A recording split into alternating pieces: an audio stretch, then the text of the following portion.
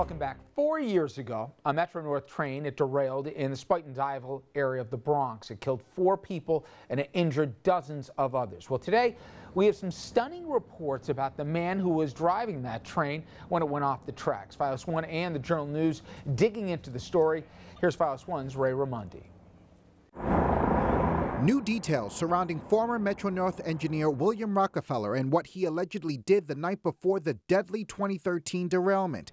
Now the Bronx District Attorney's Office confirming they looked into allegations of a conversation Rockefeller had with the assistant conductor of the train before it took off. This is sort of the first time that we have some solid evidence that investigators, Bronx prosecutors and MTA police have both sort of looked into this matter. Journal News reporter Tom Zambito's investigation has spanned for months, and these new revelations coming just as we approach the 4-year anniversary of that awful derailment. What stakes now does this hold for William Rockefeller and the MTA? It might go to his criminality, whether or not he was criminally responsible for the accident. So that's why his knowledge, or whether he said that or not, becomes crucial in that it could be used to show that he was aware of what his condition was. Maybe he shouldn't have gotten on that train. The bombshell conversation, allegedly happening right before Hudson Line train 8808 started its journey from Poughkeepsie to Grand Central Station. It's alleged the assistant conductor was told by Rockefeller, quote, "It's your job to keep me awake." The alleged statement made after investigators looked into claims Rockefeller was up late the night before the early morning crash. At the center of those claims is assistant conductor Maria Herbert. She suffered head injuries, broken ribs, and PTSD after the crash. According to the investigation, Herbert told her husband, who then told an MTA claims agent Rockefeller was, quote, up all night. Maria Herbert denied the conversations to investigators thereafter. Herbert was awarded an $835,000 settlement by the MTA. The Bronx District Attorney's Office was notified about those alleged damning allegations made by the assistant conductor of the train 5 months after that deadly derailment. In a statement, the Bronx DA's office says, quote, "This information was investigated but was not substantiated. The employee denied that she ever heard Rockefeller say that and denied that she ever told anyone that she heard him say that. The investigation was closed at the end of 2014. This year, for some reason in particular, it's hitting really hard. Nancy's husband, Jim Lovell, was on that train heading into work on that fateful Sunday. Jim, one of the 4 passengers who died. You know, now that these stories are coming out, I'm angry. I'm really having a hard time, harder than ever before. And I want the truth, and I feel like, you know, my family and I and every other victim deserve the truth. The mounting questions surrounding those hours before the deadly 2013 derailment come as previous investigations by the Journal News and federal agencies revealed Metro North failed to install signal controls on 4 critical curves along the rail line, including that dangerously sharp curve here at Spuytel Duyvil. Meanwhile, conductor William Rockefeller filed a $10 million federal lawsuit against the MTA, saying the transit agency is to blame for not installing a backup safety system on the rails that would have put the brakes on the speeding train when he fell asleep. He's always been very apologetic about what happened, feels terrible. His life has been ruined virtually because of this accident.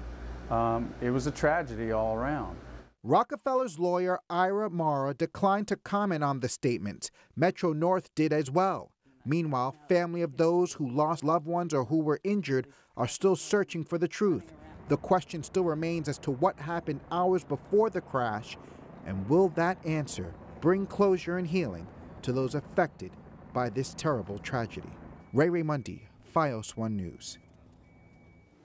So far, Metro North has paid out in excess of $30 million in settlements to victims, but that number is expected to keep on rising. And you can learn much more about the Journal News investigation into the derailment.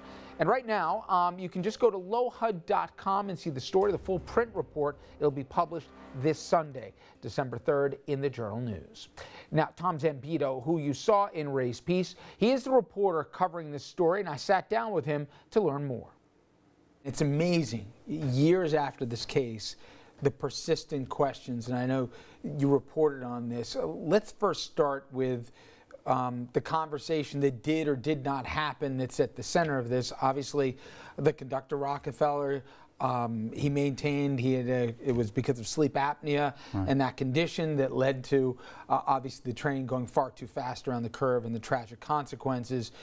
But there has been a long-running rumor that apparently, as you report, the investigators looked into, but they couldn't substantiate, that he said to another worker, hey, it's your job to keep me awake here. I didn't basically get enough sleep last night. Right. There's been no consensus whether the conversation happened or didn't, but in the eyes of the law, they couldn't prove it, so that didn't cause it. Certainly, but they did work very hard to try and see if they could substantiate it. I mean, the phrase was, you know, it was an early morning conversation, 6 a.m. that train left Poughkeepsie for New York City. So it was sort of, it was alleged to have been shared between Rockefeller and an assistant conductor by the name of Maria Herbert, who was in the front car and was badly injured. So she denies she said it. I spoke to her. She denies that that anything was said. She said it was nothing but good morning, hi, how are you? So at that point, it was really difficult for investigators to make a case. You know, Ray, as we showed there, just spoke to Nancy Montgomery, who understandably very frustrated years later. Did you find over the course of your reporting that the frustrations were more directed at the actions of Mr. Rockefeller or more on the actual rail line itself, in that there were missed signals and missed warnings well before 8808 left the station that day? Right. If you talk to Nancy Montgomery, I mean, what she said is she just had a bad feeling from the beginning. She didn't really, it wasn't directed at Rockefeller so much as it was the investigation.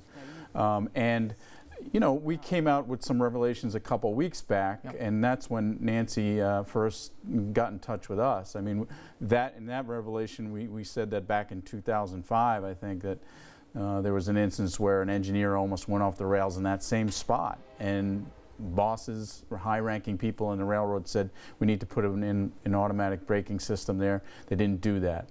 So you know, as more and more of these revelations have come out, I think her frustration level has increased, because I don't think that, you know, she's satisfied that she has all the answers, and she wants to know more about this conversation. And what is the answer they give you as to why they haven't made the details more available without, you know, you guys doing the shoe leather investigation to find out for us? I mean, that's a substantial piece of information. One would have thought it would have come out years ago when we had this trial. You would have thought, right? But yeah, I mean, I guess it's part of the investigation. Still to be learned is whether or not the feds, the NTSB, the FRA really knew about any of this information at the time that they were doing their investigation. Did it surprise you that this wouldn't have come up in discovery? Absolutely. Well, in the Rockefeller's $10 million lawsuit, it's starting to come out now. I haven't seen the depositions, but certainly my guess is that it has been raised. The investigation by NTSB, I went back through those documents, and there's hundreds of pages. I didn't see any mention of, you know, were there any conversations at the platform?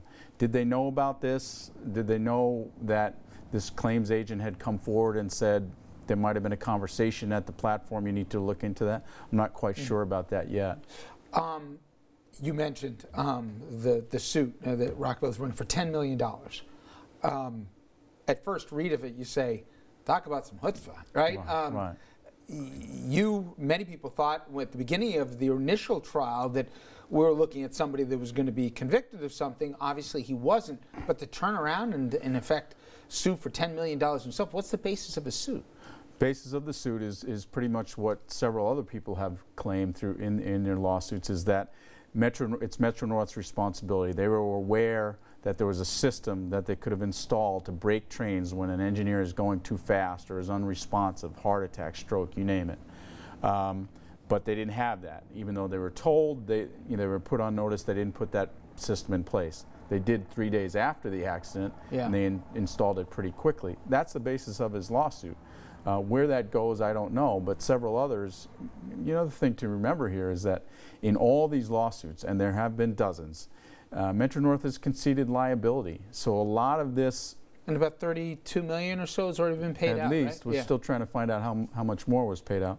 But they haven't, this area that we've gone into, the installation of the backup safety system, the conversation, that hasn't really been dug into at the trials, because all the trials have focused on is injuries. Yeah. How bad are your injuries? How bad will your injuries be the rest of your life? But it's just, I think, to the outsider, very surprising that the person who, by his own contention, it was a sleep apnea condition that didn't allow him to obviously slow the train down going around that fateful turn, or if you believe some of the allegations that he actually didn't get the required sleep here to do his job effectively that day, whatever the case may be, to turn around and to bring the size and scope of the lawsuit or the suit that he's bringing, I think surprises many. Absolutely, and I think that's kind of why some of this stuff is coming out now. I think folks inside the railroad and those who were retired are sort of stunned by it, and I think that, frankly, I don't think some of them think it's fair that he should be filing this lawsuit or pursuing a lawsuit. Is it possible, there's a mix of opinion, is it possible, Tom, that there's information that will come out, I know it hasn't to this point, that actually may not be favorable to Mr. Rockefeller himself here, let alone, hopefully, it won't take your reporting here, but we'll actually find out at a trial about all these other missed opportunities or intentional or otherwise negligence on the part of the rail to actually take care of these problems. Right, that's the nature of litigation, right? I mean, some of these things, you know, when push comes to shove, when money's at stake, a lot of things come out of the woodwork. And so I think that's why you're seeing it now. That's why we're still talking about it 4 years later. Otherwise, a lot of this stuff would have been put to bed, I think. Well, we'll continue to follow it. Great reporting as always, Thomas. I appreciate it. Thanks, Rich. Coming up next, we shift gears here and talk some sports. If you're a Giant fan, you already know by now that Eli Manning will not be under center to start the game this Sunday for the first time in 13 years. And also, Tiger Woods back in a big way. We're going to talk both of those stories with Fox Sports anchor Justin Walters.